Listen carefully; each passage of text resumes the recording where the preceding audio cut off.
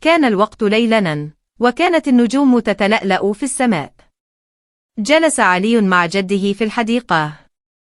كان ينظر إلى وسع السماء وقد غرق في تفكير عميق. علي: ببراءة. جدي: لقد عرفت الله من خلال آياته، لكني أريد أن أعرفه أكثر. ابتسم الجد، ووضع يده برفق على رأس علي وقال: يا بني، لقد منحنا الله أسماءه الحسنى لنعرفه بها. كل اسم يحمل صفة خاصة وهوية مميزة. تعال اليوم لنحاول أن نفهم هذه الأسماء من خلال الطبيعة.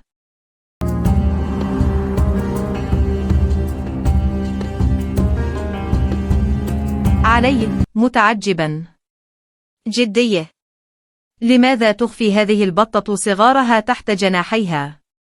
الجد مبتسما: يا بني، إنها تحميهم كما تحمي الأم طفلها. علي: لكن من علمها أن تعتني بأولادها. الجد: الله هو الذي علمها. هو الرحمن أرحم الراحمين. كما تفيض هذه البطة بالرحمة على صغارها، فإن الله يفيض برحمته على خلقه. نراها في كل مكان. يفكر علي ويتأمل البطة باهتمام.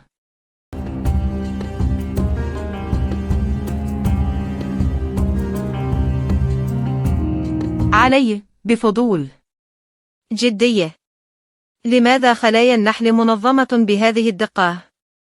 وكيف تعرف إلى أين تذهب؟ الجد: يا بني، هذه علامة على أن الله هو الحكيم، أحكم الحاكمين. خلق كل شيء بحكمة. ترتيب الخلية واجتهاد النحل يعلمنا أن في كل خلق حكمة. علي مبتسما: فهل كل ما يحدث في حياتنا أيضا بحكمة؟ الجد بلطافة: بالضبط يا بني. علينا أن نثق بحكمة الله. يهز علي الرأس وكأنه فهم أمرا عظيما.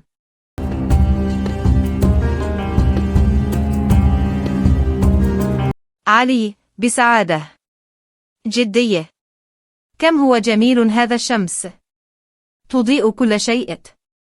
الجد: نعم يا بني، وهذه من آيات الله. هو النور الذي يضيء الكون. كما تزيل الشمس الظلام، فإن نور الله يضيء قلوبنا وعقولنا. علي مفكرا: هل العلم أيضا نور الله؟ الجد: نعم يا بني.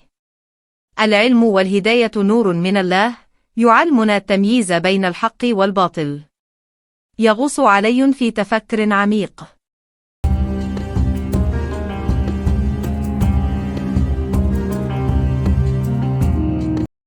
علي متعجبا: جدي، كيف لهذه الجبال أن تصمد بهذه القوة؟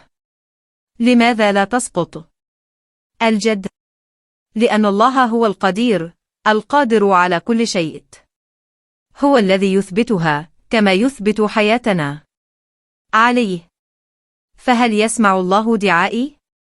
الجد مبتسما: نعم يا بني، هو قادر على كل شيء.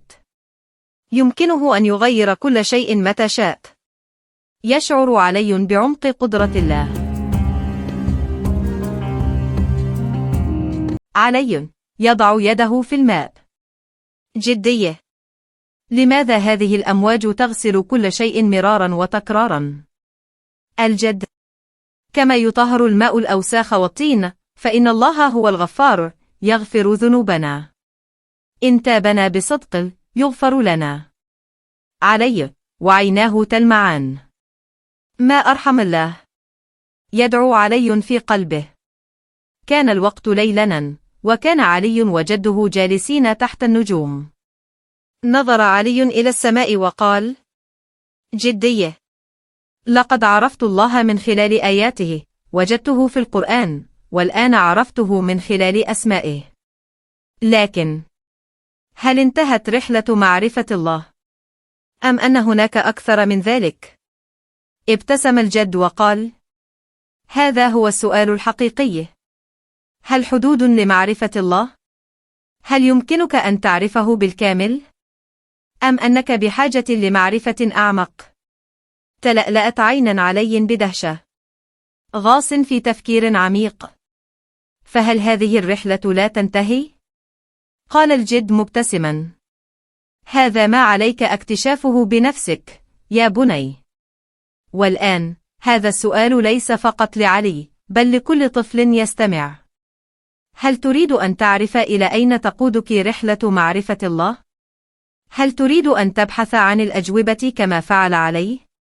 فكر. وواصل البحث.